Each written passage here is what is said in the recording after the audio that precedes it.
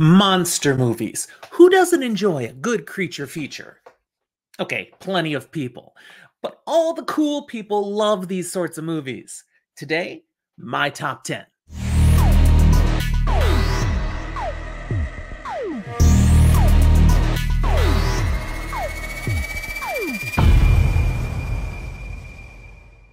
Hi there, welcome to Fantasy for the Ages. I'm Jim, the father of this father-son show, and I'm here today bringing to you this quick take episode looking at my top 10 creature feature films. There are all sorts of creature features or monster movies. We've got the super scary types, the action adventures, the comedies, and even the touching dramas. I mean, do you remember Harry and the Hendersons? That's a creature feature. Not scary. As I dive into my top 10 list, I hope you'll enjoy this, and maybe you're going to see a bunch of movies that you're familiar with.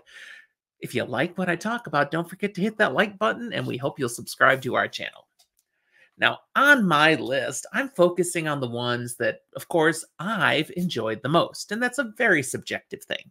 I'll detail a little bit about why I enjoyed each of these movies, but the one attribute that all of them will share is that there's some sort of, obviously, focus on a creature or a monster, and that thing is the key focus of the film. It's not merely some side attraction. Now, how do I actually rank them? Well, that really just comes down to how much they wowed me or moved me. It doesn't necessarily have to do with how successful the film was, how much money it made, how many awards it got, although there are certainly ones like that that happen. But I'm looking at, what awed me the most. That gets it the higher rating. What you won't really see in this list of creature features are the mostly human creatures. There's no Jason Voorhees, Freddy Krueger, Pinhead, or Leatherface on this list. Such type of horror figures, for me, they don't really fit as creatures or monsters. Though I do play a little fast and loose with this rule, as you will see. But I'm looking at things that aren't so human for the most part. When you see me break my rule, just understand it's my list, my rules. I can fudge them. In reality, as I tried to create this top 10, there were so many good movies here. I found myself falling in love with these movies again as I, created the list and reviewed them and did some research again. And I'm like, nah, I can't give you just top 10. I doubled the list. So yes, you're getting my top 10 and then another top 10. So you're getting my top 20. So let's go. No honorable mentions. We dive straight in. Number 20. Frankenstein from 1931. This is sort of the movie that started it all when we talk about creature features. A creature that's made from the parts of dead bodies and then brought back, well, not really brought back to life. They were never alive together. This creature is brought to life. I mean, what could go wrong with that, right? Universal Studios brought this out, and it was a smash success. It terrified people in theaters. There were people fainting watching this movie. And in fact, the original feature was too scary. They had to edit out a particular part of the movie. The worst part of this movie, or perhaps the best, is how tragic the story truly turns out to be. Number 19, another movie from Universal Studios, The Creature from the Black Lagoon.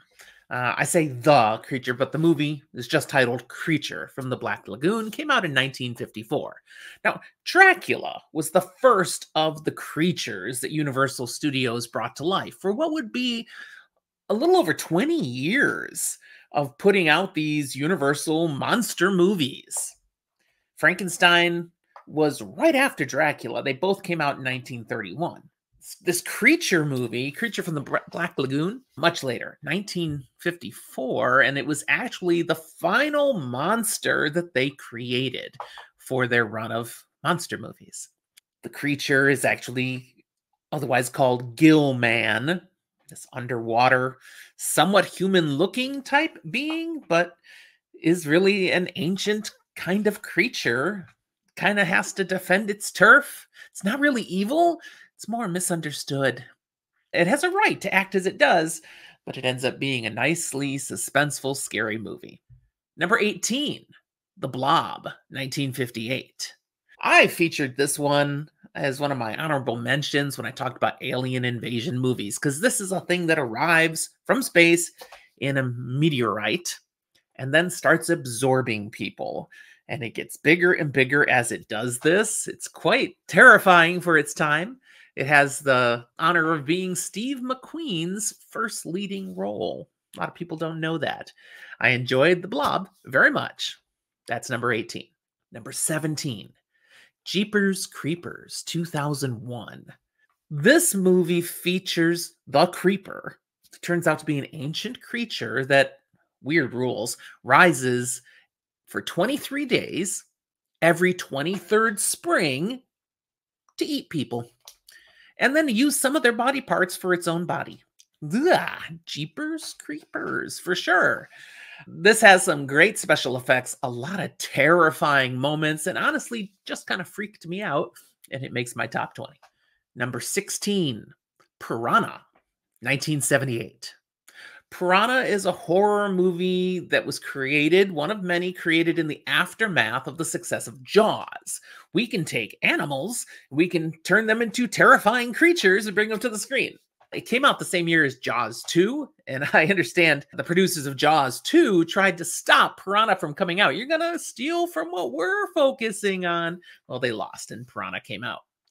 These piranha, I mean, everybody knows piranha. They are flesh-eating fish with sharp little teeth, but we think they're scarier than they are because this movie kind of filtered into the culture.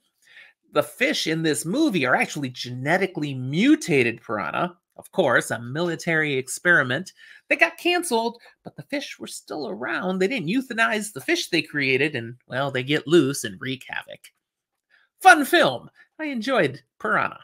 There's a bunch of sequels that get worse and worse and worse. Really campy. But the first one, it's entertaining. Number 15, Destroy All Monsters, 1968. Now, this is one of the many Godzilla films put out by the Japanese studio that created Godzilla in 1954. There are so many great Godzilla movies, and then there are some that are not so good. But what I like about Destroy All Monsters is it's kind of a massive throwdown brawl, kind of like a WWE match where they're bringing all their best stars in all to fight. And you've got Godzilla and Mothra and Rodan and other creatures we've met in these Godzilla movies, and some other new ones that they created just for this one. And it's a lot of fun seeing all these monsters fight against each other. Who's going to be the last monster standing?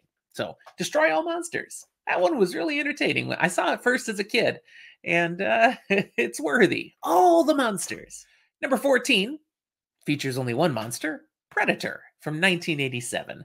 Now, this monster, this creature, is an alien. And again, I featured this one on my Alien Invasion top 10 list, but it didn't really fit there perfectly because the aliens aren't invading. This predator species is actually here just to hunt. And the creature that they made for this film is amazing. It spawns a bunch of sequels, but the special effects that were involved here back in the 80s, fantastic. Great costume, great makeup, great overall design. I love Predator, but the film itself was just fun to watch. Arnold Schwarzenegger vehicle with a few other action stars of the day, and gives us some great quotes. Not like philosophically deep quotes, get to the chopper, just memeable quotes. Number 13, I'm bringing another alien, E.T., 1982. E.T., the extraterrestrial, is just this cute little alien, but he's a creature that's been created for film and brought to life really, really well. Steven Spielberg film that really touches the heart. Everybody, gets so excited for E.T. phone home and all that stuff. But here's a little creature that on the screen you're sure is alive. It's amazing what they came up with and the personality of this creature. And who doesn't like E.T.? If you don't like E.T., you're a bad person. Probably. Maybe not. I don't want to judge you too bad, but maybe you should watch it again if you didn't like it. Number 12. King Kong. I mean, come on. We're talking monster movies, creature features. We've got to talk about King Kong. The original movie came out in 1933 and is a classic. It still stands up today. Stop motion picture usage for it. What they did in 1933 was incredible. There have been various other King Kong movies along the way, but my favorite of all the ones they've tried to bring out again is the 2005 version, brought to us by director Peter Jackson. A number of standout performances by actors. I particularly like Jack Black in this movie. And the King Kong creature they made for this film is just fantastic and has gone on to spawn a few more sequels. So, including King Kong versus Godzilla. Hey. So, like me, King Kong, that's number 12. Number 11, I'm gonna bring some zombies here. Zombies are creatures, and there's all kinds of zombies that are in many different movies. But the one I'm bringing to my top 20 list are the ones we see in Train to Busan, a Korean film that you can watch with subtitles. It was done in 2016, and these zombies are terrifying. They're zombies on steroids. These guys are so powerful and so fast and unstoppable. And just to see the terror they generate as they overwhelm the communities, the cities, the train that is involved in this movie. Oh, wow. True horror. And well done, these zombies. You would not want to run into these. Trust me, they're not slow, just trying to eat your brain. Now, our top 10. Number 10 starts with Jurassic Park, 1993. Now, most of this movie is not horror at all. It's an action adventure, a mystery. It's science fiction as dinosaurs are brought back. And it's wonderful and joyful until, of course, it goes wrong. And it goes badly because of stupid people and greedy people. But then you've got dinosaurs on the loose and dinosaurs doing what dinosaurs do. Eating things, attacking things. I mean, yeah, it goes wrong. Very successful movie, has spawned numerous additional sequels, toys, video games, you name it. Jurassic Park, a huge, massive franchise, very successful. That movie, a classic. Number 9, Eight-Legged Freaks, 2002. This is just a creature movie with these big old spiders. That's kind of a throwback to some of the classics from the 50s and 60s, even some that were in black and white, these creature features. But it's also a comedy. I enjoy Eight-Legged Freaks. It's got action and laughs and horror as the creatures are coming, the monsters are attacking, and they're taking over a whole city and everybody trying to survive. You don't take this movie super seriously, but you do get entertained. I was looking at Eight-Legged Freaks or Arachnophobia, but Eight-Legged Freaks is the one that just entertains me more, so it makes my list. Number 8, we got to get some werewolves on here. An American Werewolf in London from 1981 makes my top 20 list. Now, werewolf movies really got their start in 1941 with the classic The Wolfman, a Universal Studios picture. Lon Chaney Jr. bringing the Wolfman to life, a sympathetic character who's been bitten and now turns into a werewolf. And this movie, American Werewolf in London, follows the similar principle. Just this tourist in London who gets attacked, bitten, and now he's a werewolf. But it puts its own twist on the storyline, even including some haunting that plays a key role. It's really well done.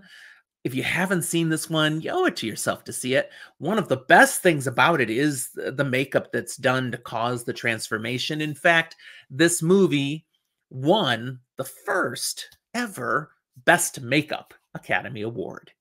And just that first on-screen transformation to a werewolf is shocking in what they pull off.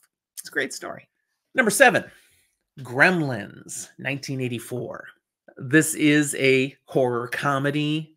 It really leans into the comedy, but there are some shocking, violent moments in this movie. In fact, this movie shocked audiences so much that there were complaints about the degree of violence on the screen for a PG film. It was one of a few films that led to the creation of PG-13. So they can put a little another, it's not an R-rated movie, but there's a bit much in it for PG. At least that's what people thought. This features the Mogwai and the three rules of these cute little Mogwai. Don't expose them to sunlight, don't get them wet, and don't feed them after midnight. Interestingly, Mogwai, I learned, is the Cantonese word for devil. Now, when you see the original little Mogwai, Gizmo, he's adorable, he's cute, but then we get some other Mogwai that aren't so cute. And when the rules get broken, they turn into gremlins, these evil little creatures that wreak havoc all over a town. Very entertaining film. Enjoy this. It's a classic 80s film. So it's number 7 on my list. Number 6. There's no comedy in number 6. The Descent, 2005. This is a spelunking nightmare. Group of women going down into caves, having an adventure out there. These are friends from way back, although there's some tension in their relationships and stuff that becomes part of the movie. But what really becomes part of the movie is where they get stuck in a situation deep under the ground, running into the Crawlers, a nocturnal race of beings that cause bad things. Very bad things. This movie does an excellent job of using light and darkness and the contrast of it, and glasses by which you can, look in darkness. There's a name for that, but you're seeing heat signatures and stuff, and low light lenses, and suddenly seeing things in front of you that you can't see without the glasses. And very scary, spooky movie. Very tense. Really well done. Number 5. Tremors, 1990. Let's get back to a little bit of comedy with our horror. This is a monster movie in that we've got a community being terrorized now by giant worm-like creatures that apparently like to eat meat, including humans. And they're attracted to vibrations, it turns out. So they start coming and attacking people where they're making noise, where they're making vibrations on the ground. Even eventually just walking or running is enough vibration. And where are you going to be safe? Well, on stone, on the ground, you're a victim. There's a striking similarity between the premise of these creatures and the sandworms of Dune, if you've read that or now seen the movie. Now, the creatures themselves, these sandworms are huge. The creatures in Tremors are not quite that big, but there's definitely some similarities there that I wonder if they were inspired by having read Dune when they put this together.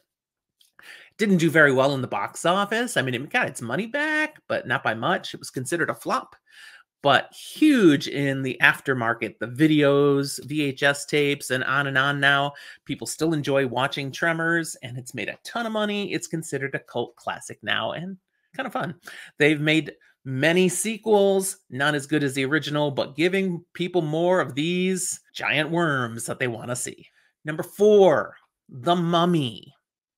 1932, this was another Universal Studios creature that they brought to screen. It was the next one after Dracula and Frankenstein monster. Now we got The Mummy.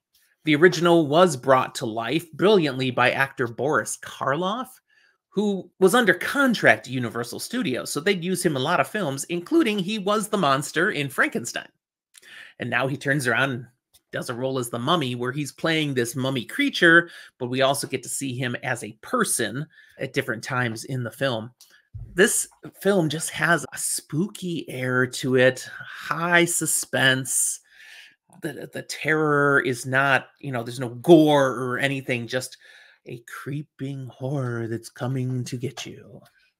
I enjoy this for its beautiful, creepy suspense. There have been a number of additional mummy movies, some pretty good, some not so much, especially that last one by Tom Cruise that Universal Studios tried to make to relaunch monster movies that really bombed. But the one that came out in 1999, which is really an action comedy, Brendan Fraser film, that's terrific. I love the film and its sequels, but that particular film in 1999, the mummy that's in it is, again, a fantastic creature. Just watching it for the creature they created is part of what you should love about this movie. Now you've got more modern special effects that they use brilliantly, and the performance of Arnold Vosloo bringing this mummy to life is truly something special. Number 3, The Fly, 1986. Now, this is a remake of the 1958 classic, which is a fine film of its own, but the '86 version surpasses it.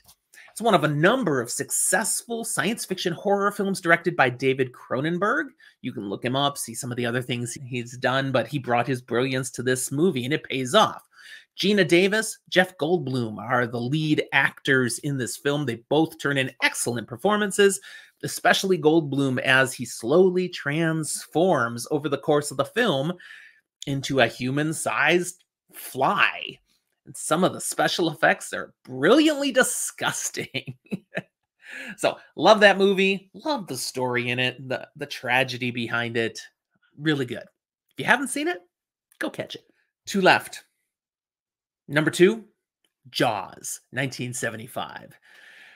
This creature, this is just a shark, a really big shark, but used for such terrifying effect. It spawned many sequels. None of them reached the quality of the original, but they all still had a lot of success because people were just fixated on this shark. One of the best things about Jaws is they actually had trouble with the animatronic creature, the shark itself.